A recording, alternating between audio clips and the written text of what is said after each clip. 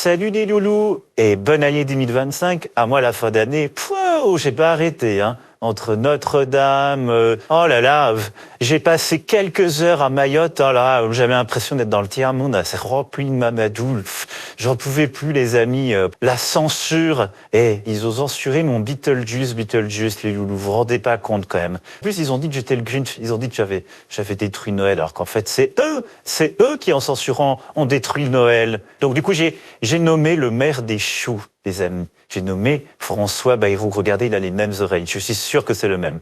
Bon, ceci étant fait, comme 2024 est une année millésime, nous allons célébrer la grande fierté des films de cinéma que nous avons vus cette année, les loulous. Donc voilà, j'ai fait mon top, mon flop, et vous allez voir, on va bien s'amuser, les loulous. Manu, vois au cinéma, avec mes critiques, je vous en affile moi.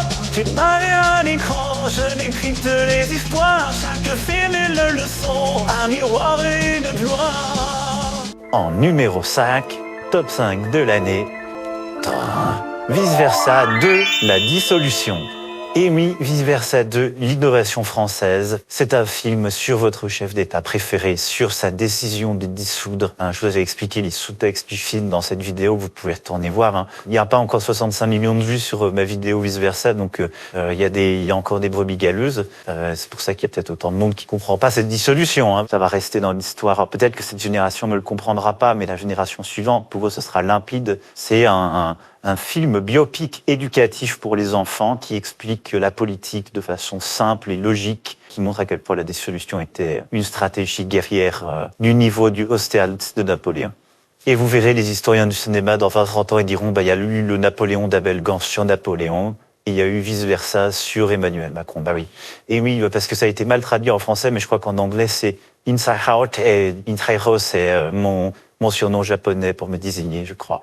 Mais il n'est qu'en 5e position, puisque j'ai vu 4 films qui étaient mieux que Vice Versa 2 cette année. Et on va passer tout de suite à mon numéro 4. Le top 4 de Manu va au cinéma est Mufasa. Voilà, alors Mufasa, qu'est-ce que c'est? Ça, les loulous, on n'a pas eu l'occasion de le prêter dans une vidéo de Manu va au cinéma. Eh ben, écoutez, c'est le plus beau documentaire animalier que j'ai jamais vu. Eh ben, en fait, ils ont envoyé des drones dans la savane et ils ont filmé les histoires des lions. Et donc, les lions, voilà, ils ont des histoires entre eux, ils parlent entre eux, il y a des histoires de royaumes et tout. Et tout ça, c'est des choses qu'on peut pas voir parce que les lions, ils ont peur des humains. Donc, quand on vient regarder les histoires, en fait, ils s'en vont. Alors que là, avec les drones invisibles de l'armée française et probablement de mon ami Donald, ils ont pu tourner ce film. Donc vraiment, c'est impressionnant, c'est techniquement très très réussi. Les lions ne crament pas du tout qu'on est en train de les filmer. Donc vraiment, je trouve ça très touchant. Et je pensais pas que les lions, ils pouvaient chanter comme ça. Mais c'est logique, ils ont des bouches, ils ont des langues. Donc c'est normal en fait qu'ils puissent chanter et qu'ils puissent avoir des interactions comme ça. Donc voilà, moi je suis très très content de Mufasa. J'aimerais bien inviter l'acteur à l'Élysée.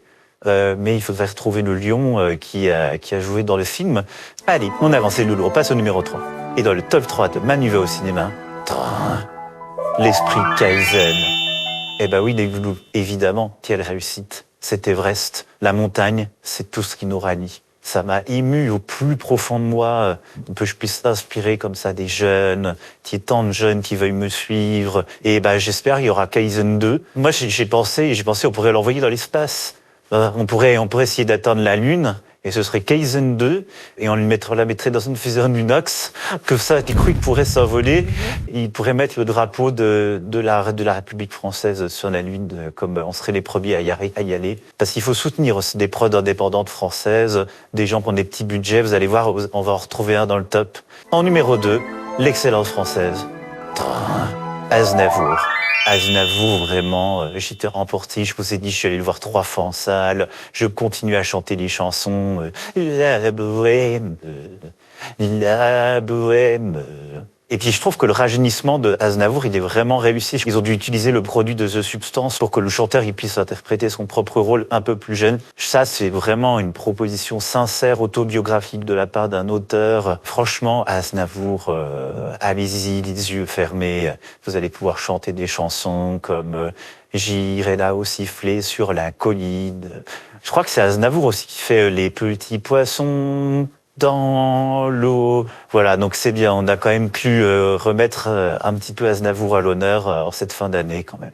Et mon top 1, le meilleur film de l'année 2024, objectivement, il n'y a pas de discussion possible, c'est bien sûr Les Marioles de Blast, réalisé par Denis Robert. Moi, je suis un homme complexe, qui fait de la philosophie et tout, je comprends bien le monde, mais je suis avant tout un Français. Et ce que j'aime le plus, c'est les comédies françaises. Et je crois que je n'ai jamais autant ri devant Les Marioles de Blast. C'est tellement incisif, c'est tellement un portrait criant, juste, enfin... Je trouve que les personnages sont trop bien exploités. Sandrine Rousseau, mais vraiment, elle est tellement comme ça dans la vraie vie, je vous l'ai dit. Et puis, il y a Kylian Mbappé. Il y a quand même pas beaucoup de films français sortis cette année qui peuvent se vanter d'avoir Kylian Mbappé. Hein, parce que le comte de Monte Cristo avec son droné, là, eh ben, c'est pas Kylian Mbappé que je sache. Hein. Si tu fais des passes au foot, eh ben, il les attrape pas. Franchement, c'est rien que pour ça. Je pense que c'est le meilleur film de l'année 2024, sans hésiter. Et alors, du coup, j'arrête pas de demander à Denis Robert quand est-ce qu'on fait la suite avec Bruno Bessiot et tout. Bruno Bessiot qui est autant un artisan de génie qui a permis ce projet.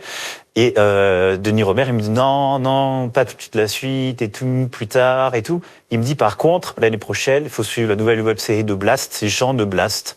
Donc moi, j'ai très très hâte. Je pense que les loulous, on va le reviewer dans l'année. J'ai très hâte de vous en parler, donc voilà. Et voilà les loulous, vous savez tout sur les tops. Eh bien, on se retrouve dans la prochaine vidéo pour parler des flops. Vous allez voir, il y aura du lourd, du très très lourd. En attendant, n'oublie pas de t'abonner, tu mets la cloche, tu me suis sur les réseaux, et surtout, tu n'oublies pas, tu mets tes tops et tes flops en commentaire.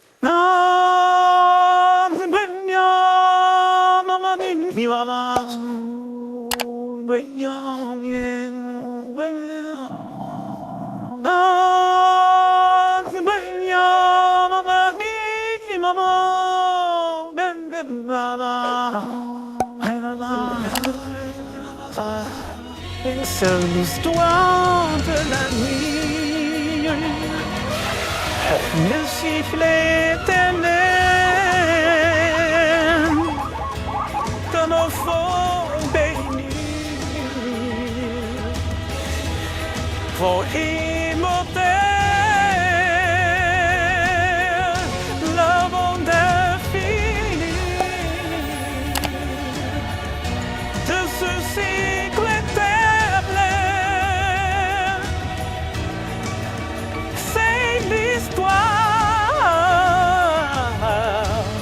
L'histoire de la vie.